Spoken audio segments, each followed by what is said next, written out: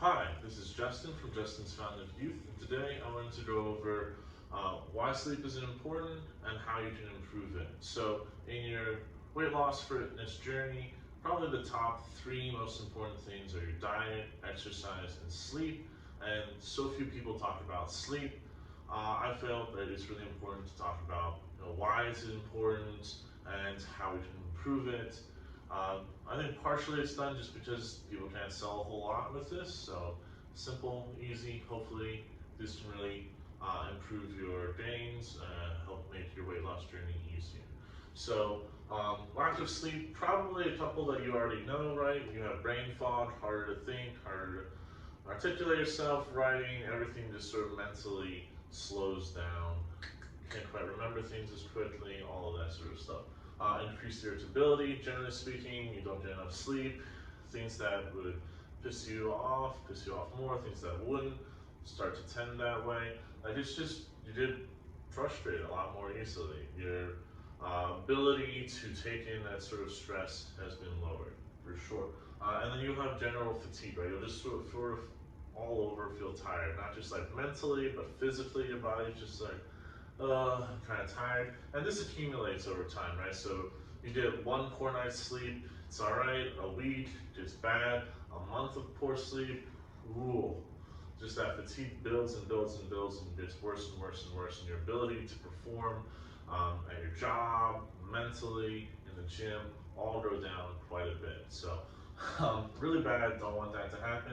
Now, for more of the fitness, people think about weight loss, muscle gain, it's also really bad for those as well. So weight gain happens, generally this is fat gain, and partially what's happening is your leptin goes down, ghrelin goes up. So these are hormones. Your leptin hormone is essentially the hormone that says, hey, we're satiated, we're full, you don't need to eat more. So that goes down in your body. Ghrelin, which is your hunger hormone, goes up. So essentially, you chronically, lack of sleep, you're going to be hungrier, you're going to be a lot less satiated. That's just going to cause you to consume more calories that you don't actually need, and tends to go weight gain, more in fat. Now, impaired muscle growth or muscle loss can also happen here. Partially, cortisol will also be increased when you don't sleep enough, and so that is a catabolic hormone. It will sort of, again, break down things like your muscle. But also, you just need to know that, like, when you work out, right, that's a stress on the muscle, but oftentimes that causes a little bit of damage, and your body needs to repair that. So if you're not sleeping, that's basically the time. You're resting, you're sleeping, you're relaxing a little bit, that's the time where your body can go in and make those repairs and improvements. So if you don't sleep enough, you're not going to get the most muscle growth, or even with some of those catabolic actions going on, you could even have muscle loss, especially in something like a cut where you're trying to lose weight. So you'll get those catabolic processes going up, you'll get basically far less muscle growth happening, and because breakdowns happening more in those phases, essentially you can actually lose muscle, or basically lose muscle and gain fat, depending on like how you do it. Like you can still lose weight, but a lot more of that will be muscle than fat, vice versa. Like it can be a pretty bad thing, so we don't want that. So now we know why. How do we improve it, right? How do we get better? There's a simple list right here. So first thing, dark environment. Dark environment will help you not only go to sleep easier, but help you stay asleep longer, right? That light coming in is a signal for your body to sort of wake up, morning light, all that sort of thing. So blackout curtains can really help make that dark environment happen, and then also sort of keep it darker for longer so that you can have that amount of rest that you need. Or if that's not something possible, maybe you can sleep in a room that doesn't have lights, more inside. But the thing is, a dark environment will help with that. Also, a cooler environment. So you don't have to go frigid or anything, but somewhere around 65 Fahrenheit is going to be a nice cool temperature. Just makes it easier for your body to go into rest. You don't absolutely need it, but this has sort of been found through testing to be more ideal. A bedtime consistent bedtime and bedtime routine can really help this. If you go to bed at the same time every day, regardless of it's a weekday, weekend, that sort of just sets it up for your body. It gets in this rhythm, and you will find that you'll get tired at that point. Also, having a little bit of a routine before bed. A lot of people brush their teeth, maybe do a little bit of stretching, whatnot. If you keep this routine at a bedtime, it just preps your body. It knows that sleep's coming, and you can get a good night's sleep that way.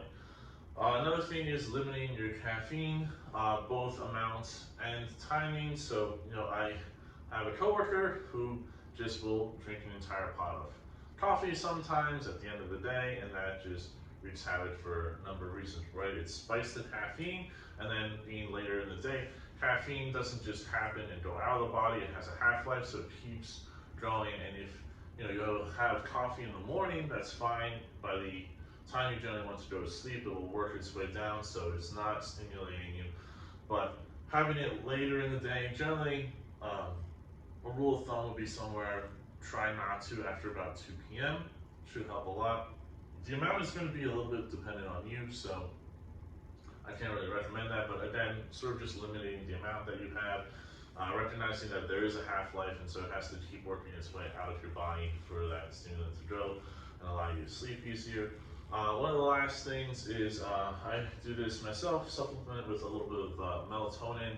You can get the gummies at like Walmart or grocery store or whatnot. They can help a lot just to give you sleep, knock you out, and they're not havoc forming. If you need something stronger and you tried all this stuff, maybe you can talk to your doctor about that, but definitely try and hit these as much as possible before going on to something like that. And this can help you just get a better night's sleep more consistently.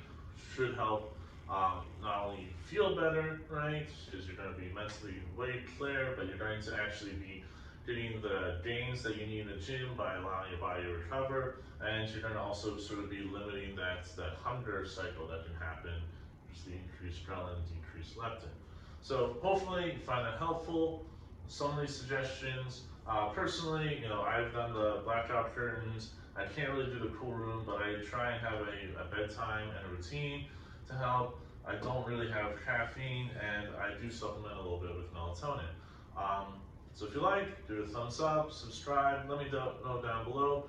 Do you find this helpful? Have you tried any of these before, or will you try any of these going forward? All right, have a great one.